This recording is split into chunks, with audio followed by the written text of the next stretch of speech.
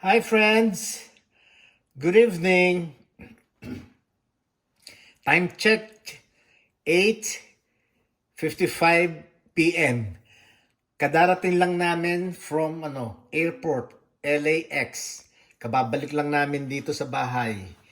So, ayan, ayun kasi galing kami ng Pilipinas. Almost 4 weeks kami doon. Hindi naman ako masyado. I'm sorry. Dahil kasi nagkasakit ako. Almost, almost 3 weeks na akong may sakit. Kaya ano rin, hindi rin ako masyadong na-enjoy. Pero nakapunta kami Davao, Cebu. Ayun, tapos sa mga pagkain, nagtataka ako kung bakit pagdating namin dito, pag iniisip na namin kung anong kakainin, bakit gustong gusto kong kainin, pareho kami ni Jerlyn, sinigang.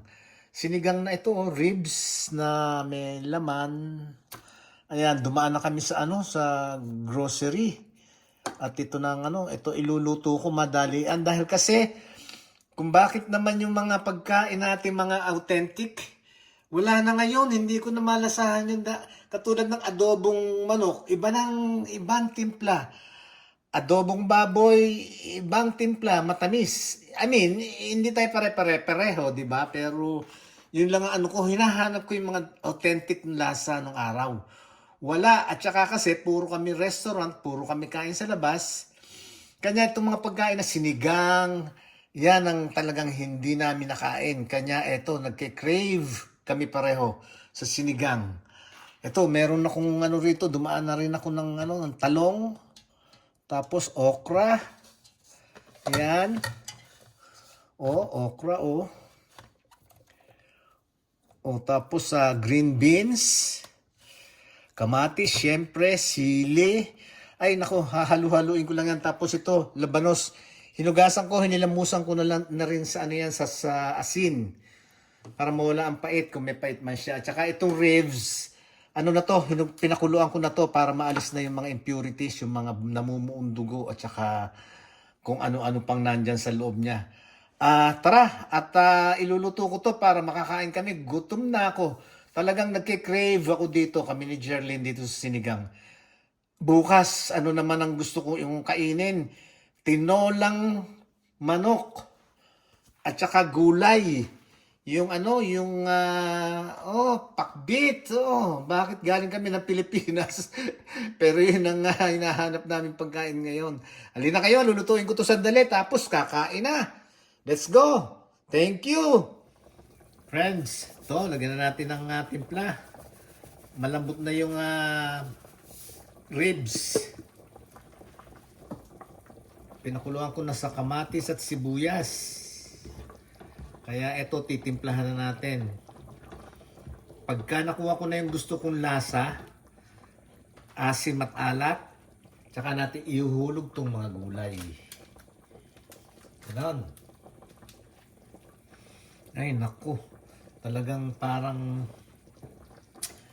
nasabig ako ng gusto.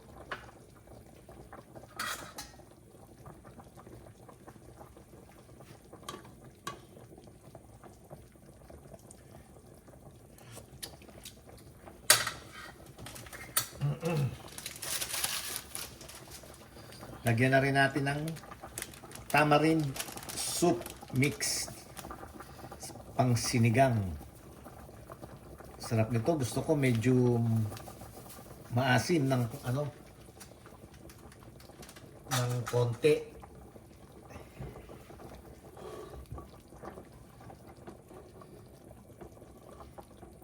Sarap ng sabaw nito. Nabaliktad no? Kung kailan kami galing ng Pilipinas. Tsaka ako nag-crave dito sa ganito. Kasi nga hindi kami nakakain ng ganito eh. Puro restaurant, kain sa labas.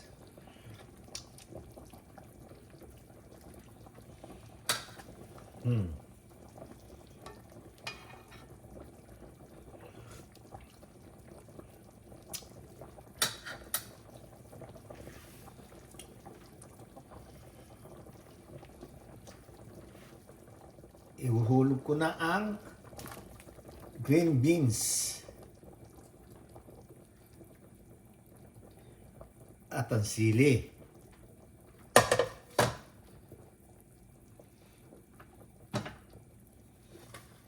Huhulog ko na ang talong. Ang paghiwa ng talong, iba-ibang klase. Nasa nasa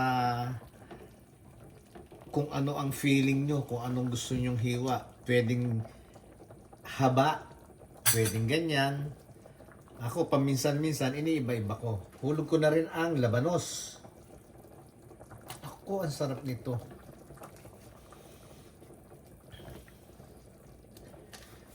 Guys, pagkatapos to, hindi ko na pakikita ha. Kakain na kami at gutom na kami. From LAX sa Los Angeles Airport. Dire-diretsong bahay, dire-diretsong luto. Ito na ang ating okra. Oh my gosh. Whew. Talagang nag-crave ako, hindi ako nakakain sa Pilipinas eh. Ayan. Tatakpan lang natin sandali ito. Pagkaluto ng gulay, kakain na ako. Samahan niyo ako, kakain na tayo. Okay? At gutom na ako.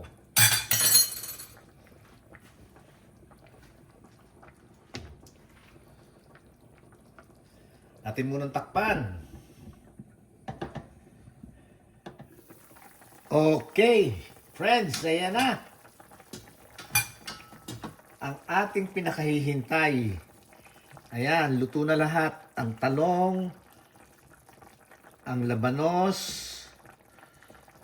okra, green beans. Wow! Halina kayo at kumain na tayo. At ako'y hindi na makapaghintay. Let's go eat! Hindi ko na ipi-plating ito. At ako'y gutom na. Halina kayo. Thank you so much. Maraming salamat sa suporta. At patuloy at walang sawa sana ang inyong pagsuporta. Panoorin palagi ang video ko para tulong na rin sa akin. Thank you so much, guys. I love you all. See you on my next video. Bye-bye.